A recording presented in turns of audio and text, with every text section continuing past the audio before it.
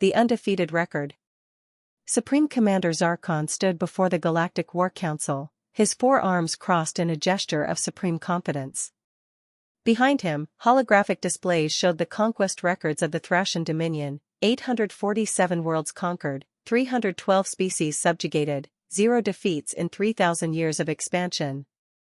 The humans of Earth represent our 848th conquest, Zarkon announced to the assembled council members. My fleet departs in 1 standard week. The operation should take no more than 3 days. Elder Counselor Vexrim, a being whose species had been conquered by the Thracians 8 centuries ago, raised a tentative objection. Supreme Commander, the preliminary reports suggest the humans may be unusual. Their military capabilities appear inconsistent with their technological level. Zarkon's scales rippled with amusement. Every species thinks they're special, Elder. Every species believes they'll be the one to finally defeat the Thracian Dominion. They're all wrong. He activated a tactical display showing Earth's defenses. The humans have approximately 12,000 military spacecraft. We're bringing 40,000. They have primitive kinetic weapons. We have plasma cannons that can melt continents. They have never fought an interstellar war. We have 1,847 of them. The math was simple, overwhelming, and historically proven. The Thracian Dominion had perfected the art of conquest through superior numbers, superior technology, and absolute certainty in their methods. There is one other thing, Vexrim said quietly. The humans have been sending us messages. They keep saying we should reconsider our attack. Threats? Zarkon asked, barely interested. No. Warnings. They claim that attacking them would be the biggest mistake in galactic history. They say they don't want to fight us, but they will if they must. Zarkon laughed, a sound like grinding stone. They always say that. Fear makes species irrational. We launch in 7 days. The first day. The Thracian fleet arrived at Earth with the practiced efficiency of an empire that had done this 847 times before. 40,000 warships arranged themselves in standard conquest formation, completely surrounding the planet and cutting off all escape routes. Zarkon opened a communication channel to Earth's governments. People of Earth, I am Supreme Commander Zarkon of the Thracian Dominion. You have 24 hours to surrender unconditionally. Resistance will be met with overwhelming force. This is not a negotiation. This is your only warning. The human who responded appeared on his view screen, an elderly woman with gray hair and tired eyes. She wore a simple military uniform with no excessive decorations.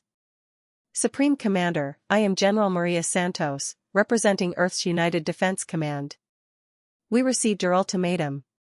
I'm formally requesting that you withdraw your fleet and never return. Zarkon's scales shifted to colors indicating contempt. You have 12,000 ships. I have 40,000. You have primitive weapons. I have technology that can sterilize your planet in minutes. Why would I withdraw? Because, General Santos said calmly, every species you've conquered before us followed the same military doctrines you do. We don't. If you attack us, you will lose. Not eventually.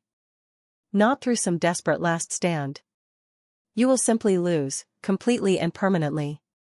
Impossible, Zarkon said flatly. I have studied your capabilities. You cannot defeat us. No single human ship can defeat a Thracian warship, Santos agreed. That's true. But you're thinking about this wrong. You're thinking like a Thracian. We're human. We think differently. Zarkon terminated the connection. Psychological warfare was common among primitive species. Empty threats meant to delay the inevitable. He'd heard it all before. Begin the attack, he ordered. The swarm. The Thracian fleet moved toward Earth in perfect formation, exactly as they had 847 times before. Their tactical doctrine was flawless, overwhelming firepower applied with mathematical precision to crush all resistance. The human defense fleet rose to meet them. 12,000 ships against 40,000. The Thracians opened fire first, their plasma weapons tearing through the void toward the human vessels. And then something happened that Zarkon had never seen before in 3,000 years of warfare. The human ships didn't fire back. They didn't retreat. They didn't try to dodge. Instead, they accelerated directly toward the Thracian fleet. "What are they doing?" Zarkon's tactical officer asked, confusion evident in his voice. The human ships were small, fast, and incredibly maneuverable. As they closed with the Thracian fleet, they began weaving between the larger vessels in patterns that seemed almost random. No, Zarkon realized with growing unease. Not random. Coordinated. The Thracian ships tried to track the human vessels, but they were moving too fast, in too many directions at once. Worse, they were flying so close to Thracian ships that firing at them meant risking hitting their own fleet. Then the first human ship reached a Thracian destroyer and simply flew into it. The collision was catastrophic. The human vessel was destroyed instantly, but the Thracian ship's shields absorbed most of the impact. Barely any damage. But then a second human ship hit the same destroyer. And a third. And a fourth. Each impact weakened the shields a little more. By the 10th collision, the shields failed. The 11th human ship penetrated the hull, and the destroyer exploded. "They're using themselves as missiles," the tactical officer exclaimed. "Impossible," Zarkon repeated, but he was watching his fleet readouts with mounting horror. No species would deliberately sacrifice their ships. The cost is too high. But the humans were doing exactly that. And they weren't doing it randomly. Every single human ship was targeting a specific Thracian vessel. Multiple human ships would gang up on one target, ramming it repeatedly until it was destroyed. The mathematics that had always favored the Thracians suddenly became horrifying. If every human ship could destroy 3 Thracian ships through ramming attacks, then 12,000 human ships could eliminate 36,000 Thracian vessels. "All ships, maximum dispersion," Zarkon ordered desperately. "Don't let them cluster around you." But the Thracian ships were designed for formation combat. They were large, powerful, and slow. The human ships were tiny, fast, and clearly willing to die to achieve their objectives. Within 3 hours, the Thracian fleet had lost 18,000 ships. The humans had lost 9,000, but they were still coming. The retreat. Zarkon did something no Thracian commander had done in 3,000 years, he ordered a retreat. "Pull back to the outer system," he commanded. "Reform at Rally Point Gamma." The surviving Thracian ships fled Earth space, pursued by the remaining human vessels who continued their suicide attacks until the Thracians were completely out of range. When the tactical situation stabilized, Zarkon stared at his readouts in numb disbelief. He had started the day with 40,000 ships. He now had 21,000. In one engagement, the humans had destroyed almost half his fleet. And they still had 3,000 ships remaining. General Santos's face appeared on his view screen, uninvited. "I tried to warn you," she said quietly. "You assumed we would fight like you do. You assumed we valued our ships more than victory. You were wrong on both counts." "You're insane," Zarkon said. "You sacrificed 9,000 ships and tens of thousands of lives. And you sacrificed 19,000 ships and hundreds of thousands of lives," Santos countered. "The difference is, we chose our sacrifice. Your people died because you were too arrogant to listen. Every single human pilot who flew into your ships volunteered. They knew they wouldn't survive.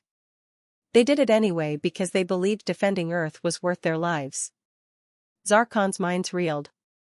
This is not how warfare works. There are rules, accepted doctrines, logical strategies. "Those are your rules," Santos said. "We're human. We don't follow your rules. We win wars you think are unwinnable because we're willing to do things you never imagine." "You cannot sustain such losses," Zarkon protested. "Even if you defeat us, you'll have destroyed yourselves in the process." Santos's expression became colder. "Supreme Commander, would you like to know why we sent out exactly 12,000 ships?" It's because we have 12,000 more in reserve. And 12,000 more after that. We've been building ships for the past 2 years, ever since we learned about your expansion. Every major shipyard on Earth, on Mars, on the Moon, in the asteroid belt, all of them working at maximum capacity. She leaned forward. You brought 40,000 ships thinking it was overwhelming force. We prepared 72,000 ships willing to die to protect our home. Your fleet is cut in half. Ours is still at full strength. Do you understand now why I asked you to leave? The impossible choice. Zarkon consulted with his remaining officers. The calculations were brutal. Even if they won the next engagement, the losses would cripple the Dominion's military for decades. And there was no guarantee they would win. The humans had revealed a tactical approach that made traditional warfare mathematics meaningless. How do you fight an enemy that treats their own ships as ammunition? We have 2 options, his chief strategist said. We can continue the attack and potentially win at catastrophic cost. Or we can withdraw and live with the disgrace of the Dominion's first defeat. Zarkon stared at Earth through his view screen.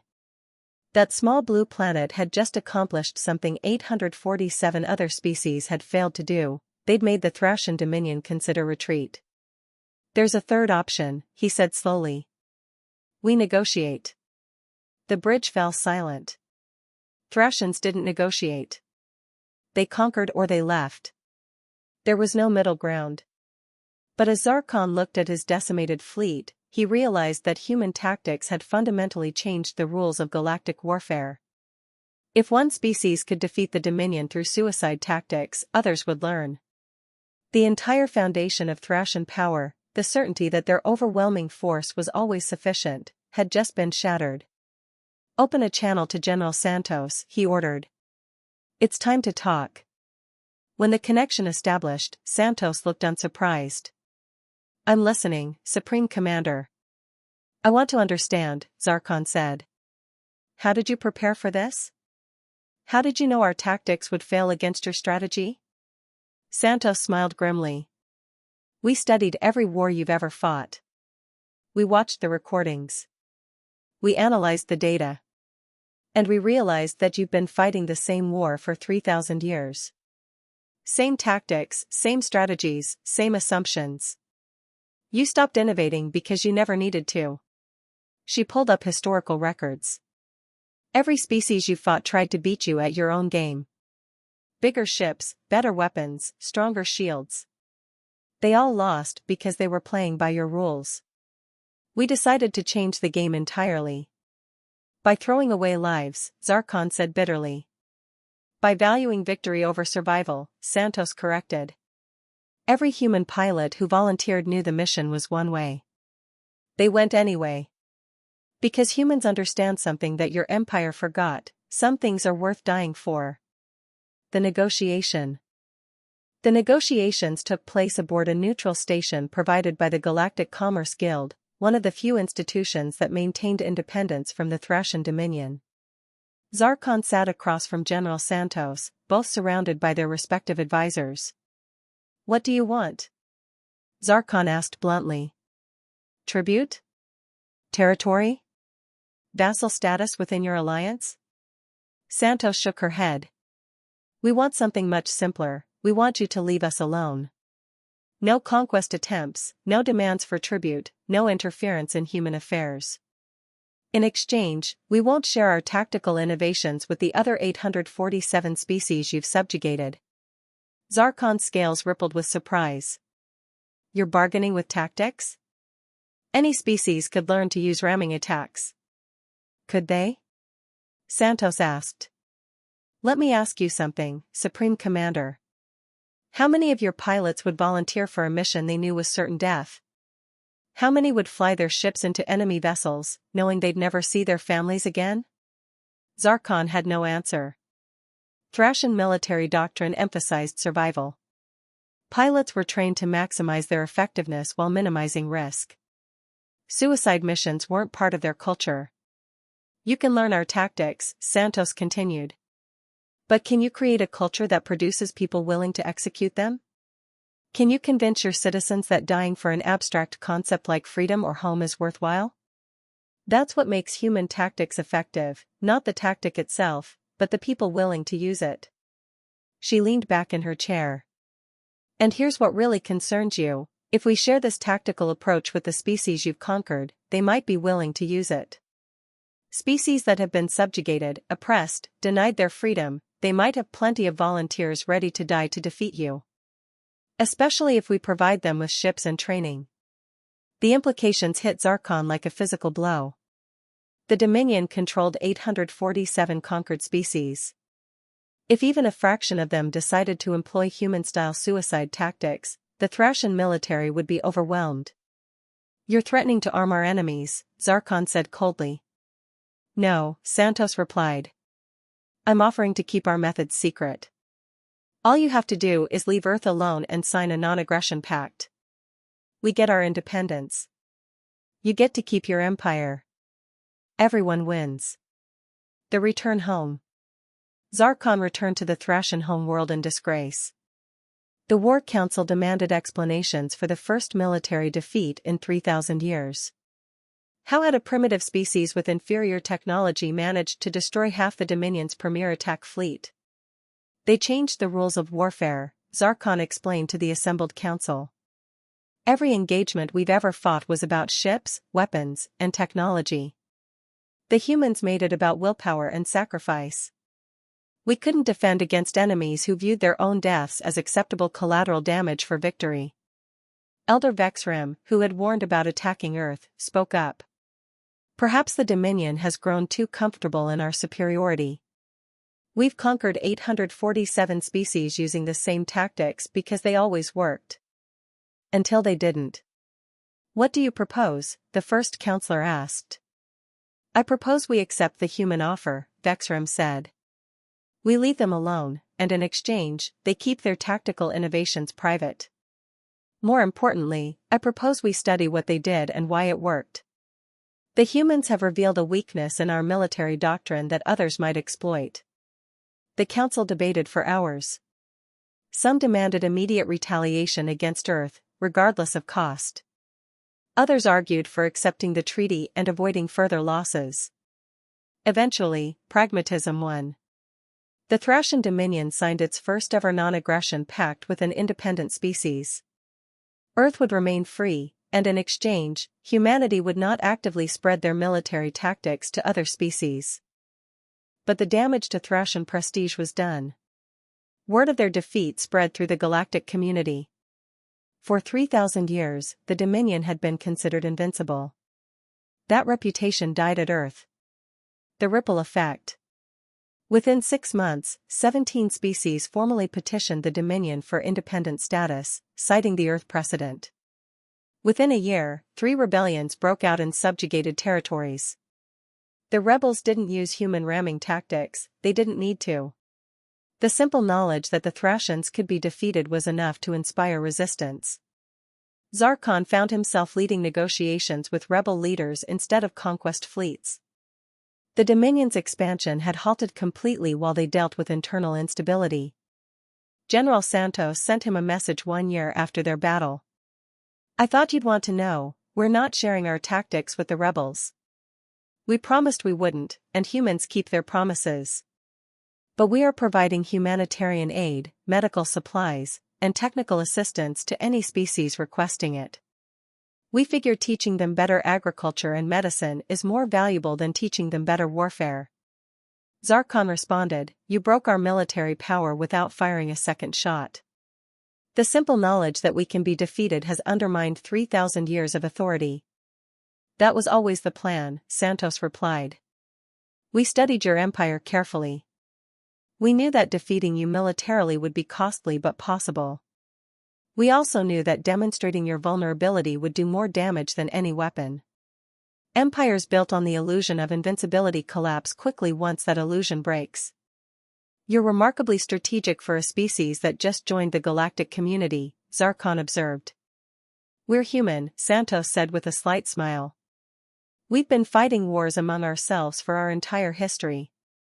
We've seen empires rise and fall. We know how they work and how they break. Your dominion lasted 3,000 years, but human empires have risen and fallen dozens of times in our history. We've learned from every failure. The new galaxy.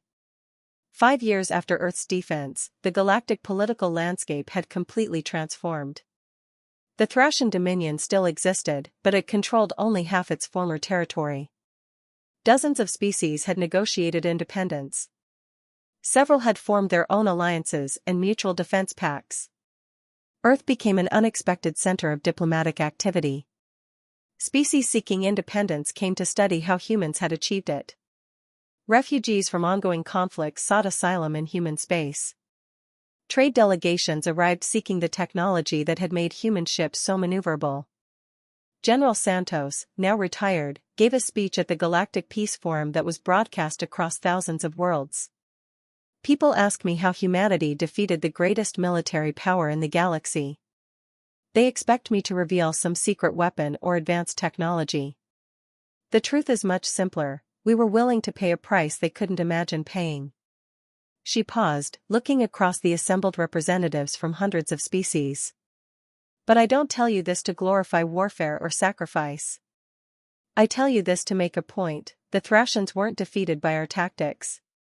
They were defeated by their own assumptions. They assumed everyone thought like them, valued the same things they valued, would make the same choices they would make. That's the real lesson Earth offers. Not how to win wars, but how to think differently. The galaxy is full of species with unique perspectives, unique values, unique ways of solving problems. The Dominion tried to impose one way of thinking on everyone. They forgot that diversity isn't a weakness, it's strength. The human way. Commander Zarkon attended that speech in person. He approached Santos afterward, his 4 arms held in a gesture that, among Thracians, indicated respect for an equal. Your species has changed the galaxy, he said simply.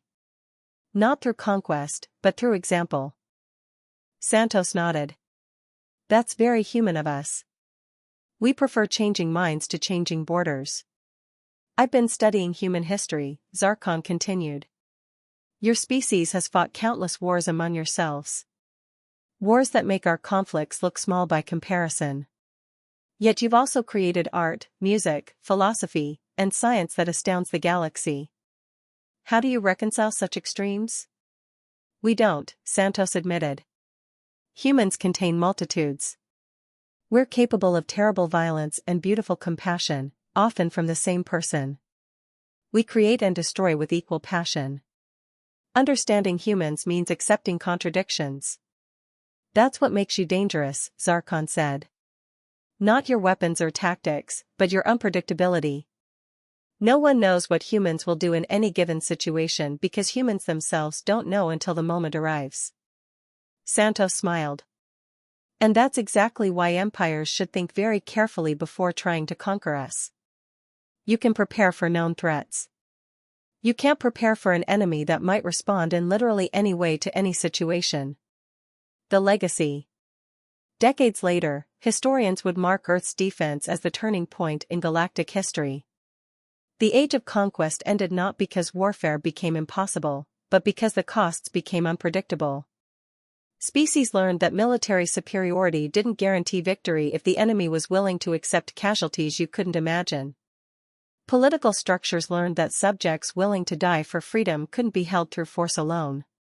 Empires learned that diversity of thought was more dangerous to tyranny than any weapon. Humanity's contribution to galactic civilization wasn't their technology or their tactics. It was their reminder that thinking differently was possible and powerful. The Thracian Dominion still existed, but transformed into something closer to a federation than an empire.